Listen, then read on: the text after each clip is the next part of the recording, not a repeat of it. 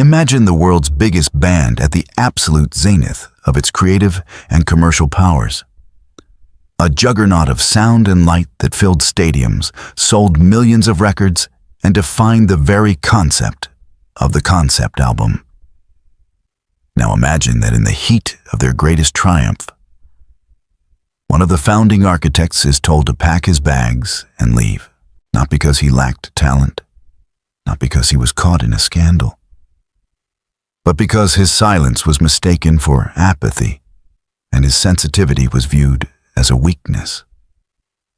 This is the story of the silence of Rick Wright, the moment the human heart of Pink Floyd was excised, and why the world was too busy staring at a giant wall to realize the soul of the music had just walked out the door. To understand the tragedy of Rick Wright, we have to understand what Pink Floyd actually was before it became a battleground of egos. For the casual listener, Pink Floyd is often reduced to the thunderous lyrics of Roger Waters and the soaring blues-drenched guitar solos of David Gilmour. It is the friction between the words and the melody. But if you strip away the lyrics and you mute the solos, you are left with a vast, shimmering universe of sound. That universe was the work of Richard Wright. He was the man who understood the space between the notes. He was the texture, the atmosphere, and the fundamental harmonic anchor that made Pink Floyd sound like Pink Floyd. Think back to the early 1970s. Think of a song like Echoes. The piece begins with a single note, a high B played on a grand piano through a Leslie speaker, creating a ping that sounds like a sonar pulse in the deep ocean. That wasn't Roger's idea. It wasn't David's. That was Rick Wright. He was searching for a feeling, a sense of being lost and found at the same time. He was a jazz-influenced player who understood that in rock music, what you don't play is often more important than what you do. Throughout the golden era of the band, from Metal to the Dark Side of the Moon and Wish You Were Here, Rick was the sonic glue. His Farfisa organ, his Hammond B3, and his pioneering use of the VCS3 synthesizer created the dreamscape that allowed the other members to shine. But as the 70s progressed, the internal climate of Pink Floyd began to cool. The camaraderie of the early days, where the four of them would experiment for hours in a studio, was replaced by a rigid, industrial hierarchy.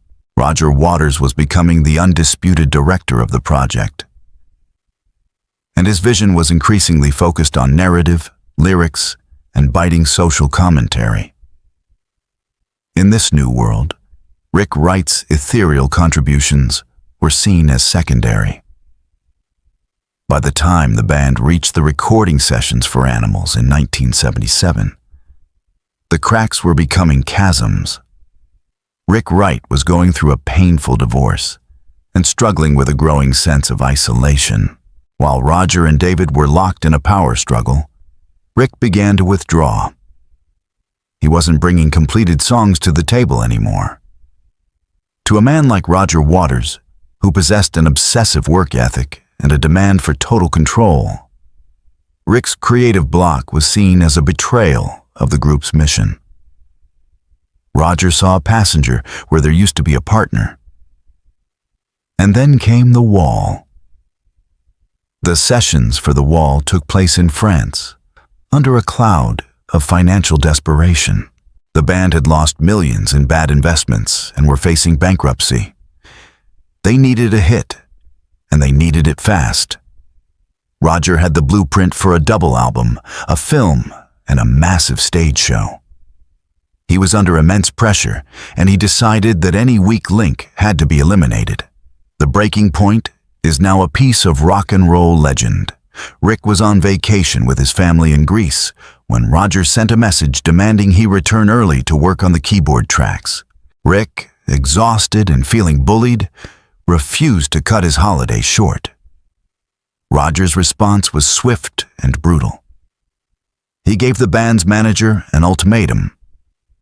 Either Rick leaves the band after the album is finished, or Roger takes his songs and walks away, effectively ending Pink Floyd.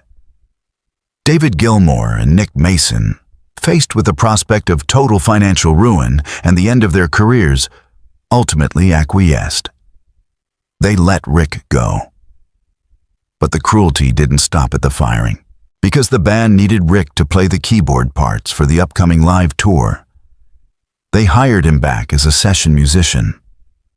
Think about the psychological weight of that for a moment. Rick Wright, a founding member who had helped build the band from the underground clubs of London to the heights of superstition, was now an employee. He was a hired hand in his own house. He sat behind his keyboards every night, playing the songs he helped inspire, while a giant wall was literally built between him and the audience. There is a dark irony to this period that many fans don't know. Because the Wall tour was so expensive to produce, the three official members of Pink Floyd, Roger, David, and Nick, lost a fortune on the road. But Rick Wright, as a hired session musician with a fixed salary, was the only member of the group who actually made a profit from those legendary shows.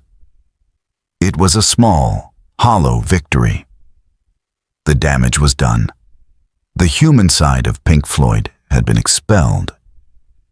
If you listen closely to the records that followed, you can hear the absence. The final cut, released in 1983, is the only Pink Floyd album without Rick Wright. It is often described as a Roger Waters solo album in all but name. It is brilliant in its own way, filled with venom and poetic despair, but it is sonically claustrophobic. It lacks the air, the float, and the celestial warmth that Rick always provided. Without Rick to balance Roger's cynicism, the music became brittle. The Pink Floyd sound had been replaced by a monologue. What if Rick Wright had stayed?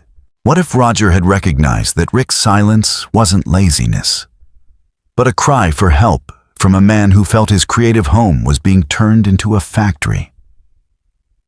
If Rick had been allowed to bring his jazz sensibilities and his melodic grace to the 80s era of the band, we might have seen a version of The Wall that felt more like a conversation and less like an assault. We might have seen the band navigate the synth-pop era with the same sophistication they brought to the psychedelic 60s. Instead, we got a decade of lawsuits and bitterness. When Roger left in the mid-80s and David Gilmour took the reins, one of his first moves was to bring Rick back. He knew that he couldn't recreate the magic without that specific third ingredient. But even then, the return was complicated. For years, Rick was still legally a session player, a ghost of his former self, slowly rebuilding his confidence. It wasn't until 1994's The Division Bell that we truly heard Rick Wright again.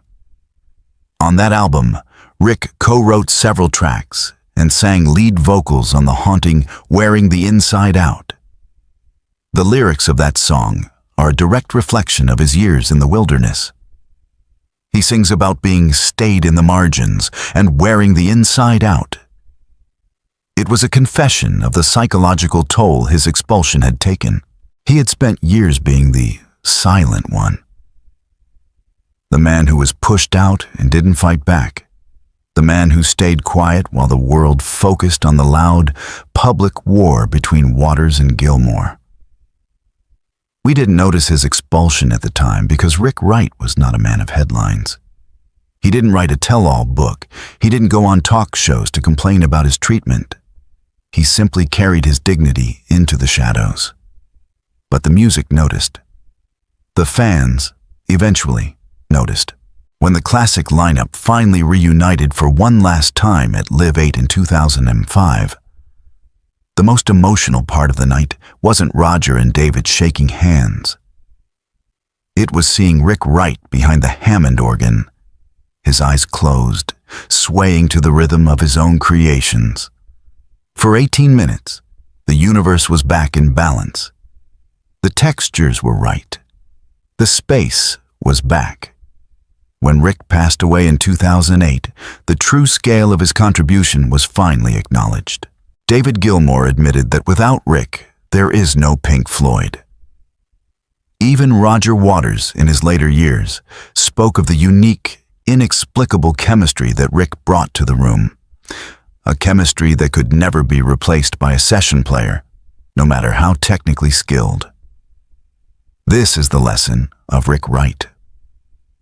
In our culture, we tend to value the loudest voice. We value the visionary who screams his demands and the virtuoso who plays the fastest notes. We often ignore the person who provides the atmosphere, the one who listens more than they speak, and the one who ensures that the human side of the work isn't lost in the machinery of success. Rick Wright was the soul of Pink Floyd, and his expulsion was a cautionary tale about what happens when ego is allowed to override empathy.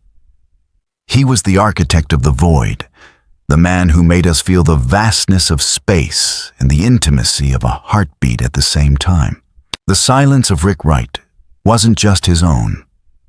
It was a silence that fell over the music itself. A missing frequency that we are only now beginning to fully understand. As we look back at the history of this legendary band, we must realize that while the wall was impressive, it was the man behind the keys who made us care about what was on the other side. His legacy isn't just in the notes he played, but in the beautiful, haunting echoes he left behind for us to find in his absence.